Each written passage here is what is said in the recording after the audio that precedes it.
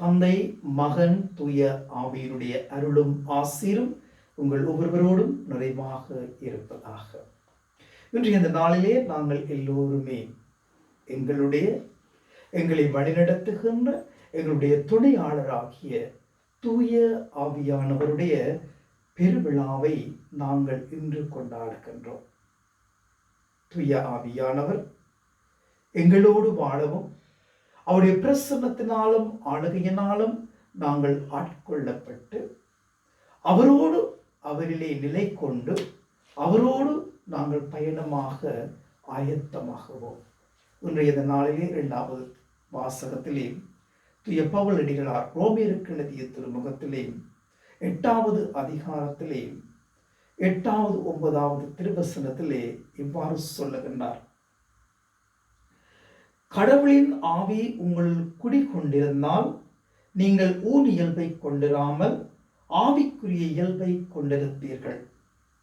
கிறிஸ்துவின் ஆவியை கொண்டிராதோர் அவருக்கு உரியோர் அல்ல. நாங்கள் கடவுளுடைய ஆவியை கொண்டிருக்கின்றபடியினால் தான் இறைவனுக்கு உரியவர்களாக நாங்கள் வாழ்ந்து கொண்டிருக்கின்றோம். ஊனியல்பு, தீய இச்சைகள், கெட்ட எண்ணங்கள், கெட்ட உணர்வுகள், கெட்ட செயற்பாடுகள் அனைத்திலும் இருந்து நாங்கள் விடுதலை பெற்று ஒரு தூய வாழ்வோடு எங்களை வழிநடத்தி செல்ல துடிப்பவர்தான் தூய ஆவியானவர். மகிழ்ச்சியை தந்து மகிழ்ச்சியோடு வாழ எங்களை வழிநடத்தி செல்லுகின்றவர் தூய ஆவியானவர். அமைதியை தந்து அமைதியோடு எங்களை வாழ வழிநடத்துபவர் தூய ஆவியானவர். அன்பை கொடுத்து அன்போடு வாழுங்கள் என்று அன்போடு எங்களை வழிநடத்தி செல்கின்றவர் தூய ஆவியானவர். ஆகவே தூய ஆவியானவர் எங்களுக்குள் நிறைந்திருக்கின்றார். தூய பவுலடிகளார் அழகாக கேட்கின்றார், உங்களுடைய உள்ளங்கள் ஒவ்வொன்றும் தூய ஆவியார் குடிகொள்ளும் ஆலயம் என்பது உங்களுக்கு தெரியாதா? இந்த கேள்விக்கு எங்களால் என்ன பதில் கொடுக்க முடியும்? தூய ஆவியானவர், உண்மையின் ஆவியானவர், கடவுளின் ஆவியானவர் எங்களுக்குள் நிறைந்திருக்கின்றார், எங்களுடைய உள்ளத்திலே குடிகொண்டிருக்கின்றார். நாங்கள் என்ன செய்கின்றோம்? எங்களுக்குள் இருந்து பேசக்கூடிய தூய ஆவியானவரை நாங்கள் பேச அனுமதிப்பதில்லை. உண்மையை எடுத்துரைக்கும் ஆவியானவர், அன்பை கொடுக்கும் ஆவியானவர், அமைதியோடு வாழ வழி சொல்லித்தரும் ஆவியானவர், நல்ல வார்த்தைகளை பேச எங்களுக்கு தூண்டுகின்ற ஆவியானவர், நல்ல எண்ணங்களோடும் சிந்தனைகளோடும் வாழ்ந்து நல்ல வாழ்க்கையை தெரிவு செய்ய எங்களுக்கு உந்துதல் கொடுத்து எங்களை வழிநடத்துகின்ற ஆவியானவர் எங்களுடைய உள்ளம் என்னும் கோயிலிலே குடிகொண்டிருக்கின்றார்.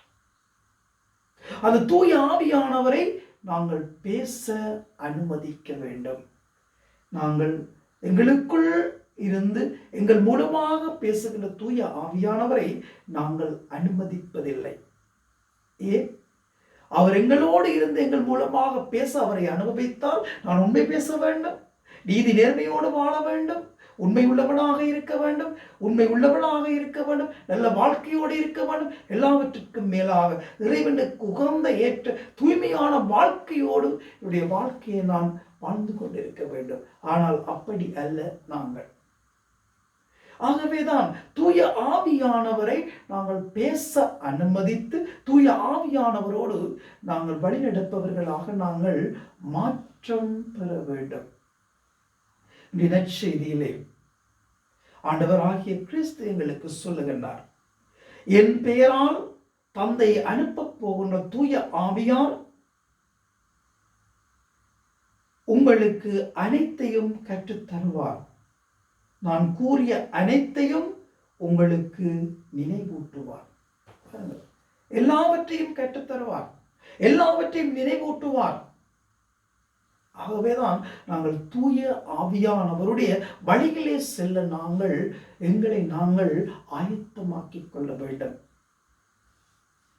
தூய ஆவியானவருடைய கொடைகளாலும் தூய ஆவியானவருடைய கனிகளாலும் தூய ஆவியானவருடைய வரப்பிரசாதங்களினாலும் தூய ஆவியானவருடைய பிரசன்னத்தினாலும் தூய ஆவியானவருடைய ஆளுகையினாலும் நானும் நீங்களும் நிரப்ப பெற வேண்டுமாக இருந்தால் நாங்கள் எல்லோருமே ஆவிக்குரிய உணர்வுகளோடு ஊனியல்புகளை விட்டுவிட்டு, கெட்ட எண்ணங்களை விட்டுவிட்டு, கெட்ட சிந்தனைகளை விட்டுவிட்டு, அநீதி நிறைந்த வாழ்க்கையை விட்டுவிட்டு, எங்களுக்கு தூய்மைக்கு களங்கம் விளைவிக்கக்கூடிய வாழ்க்கையை விட்டுவிட்டு, அனைத்து தீய நெறிகளிலிருந்து நாங்கள் எங்களை விடுவித்து தூய்மையின் பாதையை நோக்கி நாங்கள் பயணிக்க தயாராக இருக்க வேண்டும். அப்பொழுதுதான் தூய ஆவியானவரை எங்களுக்குள் அனுபவிக்க முடியும். தூய பவுலடிகளார் அழகாக சொல்லுகின்றார், ஆவியினால் ஆட்கொள்ளப்படுகிறவர்களே கடவுளுடைய மக்கள். தூய ஆவியினால் இயக்கப்படுகிறவர்களே கடவுளுடைய மக்கள். நாங்கள் ஆவியினால் இயக்கப்பட்டு கொண்டு ஆவியினால் நாங்கள் வழிநடத்தப்படுகின்ற பொழுது, ஆவியினால் எங்களை நாங்கள் வழிநடத்தி செல்லுகின்ற பொழுது, தூய ஆவியினால் நாங்கள் எங்களை நிரப்புகின்ற பொழுது, தூய ஆவியுடைய வரங்களையும் கொடைகளையும் கேட்டு நாங்கள் பெற்று அவருடைய பாதையிலே நாங்கள் பயணிக்கின்ற பொழுதுதான் நாங்கள் கடவுளுடைய மக்களாக நாங்கள் மாற்றம் பெறுகின்றோம். ஆகவேதான் நாங்கள் எல்லோரும் கடவுளுடைய பிள்ளைகளாக மாற்றம் பெற, கடவுளோடு பயணிக்கின்ற பிள்ளைகளாக மாற்றம் பெற, கடவுளை பற்றி படிக்கின்ற பிள்ளைகளாக நாங்கள் மாற்றம் பெற, கடவுளை அன்பு செய்கின்ற பிள்ளைகளாக நாங்கள் மாற்றம் பெற தூய ஆவியானவரினால் நாங்கள் இயக்கப்பட வேண்டும். அவரினால் நாங்கள் வழிநடத்தப்பட வேண்டும். ஆகவேதான் இன்றைய நாளிலே நாங்கள் தூய ஆவியானவரை பார்த்து நாங்கள் மன்றாடுவோம்.